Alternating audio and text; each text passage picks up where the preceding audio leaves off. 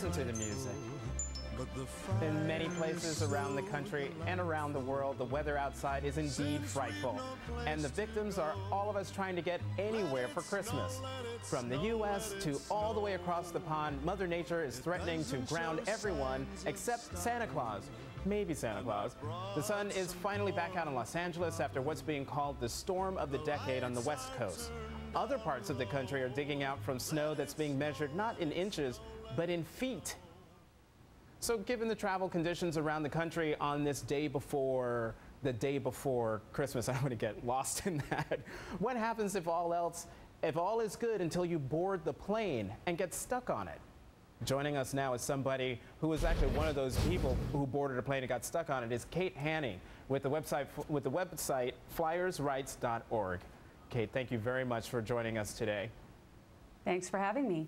So, why are you involved in flyersrights.org? Talk about your situation when you got stuck on a plane. I believe it was for 9 hours.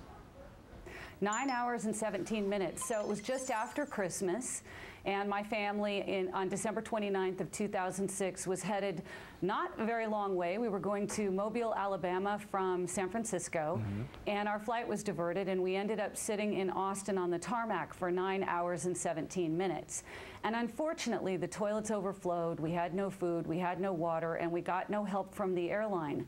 So some very tough lessons were learned very quickly by us about what our rights were and weren't, and I became the face of airline passengers' rights in the U.S. Now, Kate, when you say you got no help from the airline, you mean not just the fact that there wasn't any food or any water, but you got no information.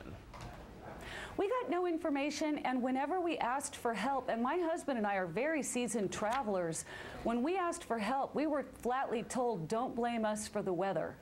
Every single time we asked, and it took us 57 hours to get to Mobile, which is a really long time when coming from San Francisco, and everything that could happen to us did. We were disconnected from our bags for 3 days and our medicines and our clothing. So all of the advice that I give air travelers now, a lot of it generated from my family's experience and things that I learned and that I've heard from others that have shared their experiences with us. And so because of your activism, talk about some of the results you've been able to get. Well, very excited about the results. So if you're a traveler over this holiday and you're stuck on the tarmac, you have the right to get off the plane after 3 hours if you so choose. You also have the right to food and water, and they have to service the toilets and keep the trash receptacles clean and keep the air conditioning on so that you're not stuck in those horrible conditions that we had. You have the right to timely information on flight delays. They are supposed to be reporting on the company's website now, and this was a part of our rule that wasn't openly celebrated, but it's a big deal. They're supposed to be noting on the front page of every airline's website whether or not your flight is regularly delayed and the percentage of time that your flight's delayed, so that you have a good idea about whether or not you're going to arrive on time. Right, and Kate, that information is posted when you're actually buying the ticket, so you can tell whether that's a flight you should actually book. That's correct. And as you get up toward the day of your flight, one of the things that you should do is advocate for yourself. If it looks like you're going to have a huge weather event, what you should do is call the airline that you're going to fly on and ask them if they're going to be doing any reaccommodation or if they'll allow you to reselect a time without a fare difference, because you may be able to avoid bad weather if you could restructure your flight. And a lot of times the airlines now are allowing people to reaccommodate themselves beforehand, or sometimes to take a later flight at no extra charge. So Kate, all these things you're talking about were, they're now a matter of law. I'd written many editorials pushing for this law, and thankfully, because of what you were doing, it is now the law of the land. And so between March 2009 and October 2009, there were 546 flights that had 3-hour delays or more. March to October 2010, this year, that period, 12. I know. It's breathtaking. You feel victorious in that? I'm shivering that you're reading the statistics. I'm so proud of what we accomplished, and everywhere along the line for that 3-year period before the rule was passed, I was told that we'd never get it.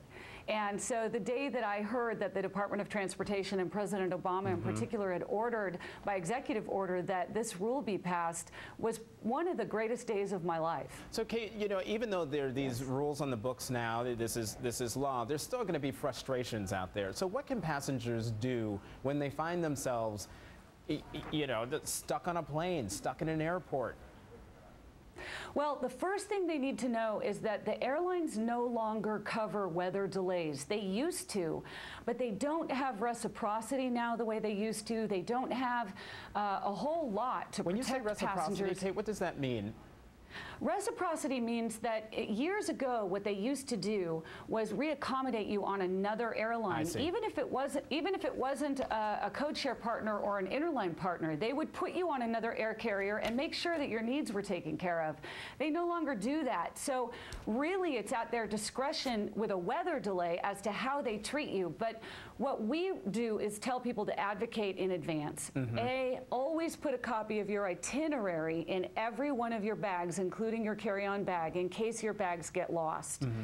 And that way they'll know where they were leaving from and where they're going to. Secondly, check the weather before you leave and call the airline and find out about reaccommodation. Thirdly, don't be afraid to try to get yourself, advocate for yourself. If you get off a plane in a connecting airport and you've got a weather problem and it looks like they're going to cancel a flight, you want to be the first person in the customer service line asking for help, because if you're the last person, you're likely not to get another flight out.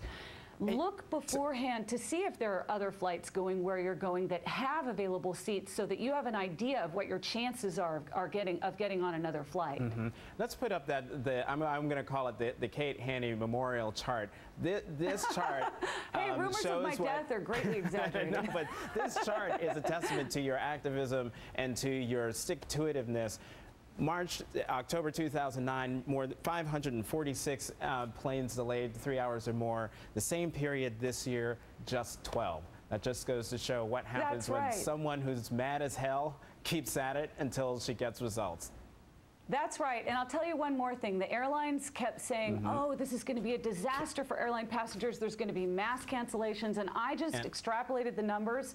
And our cancellation rate for the 6 months that we have data is lower this year than for the past 15 years on record. Kate Hanni, thank you very much for being with us. Thank you. You just made my Christmas. Thanks. Coming up on Hardball, don't ask, don't tell, don't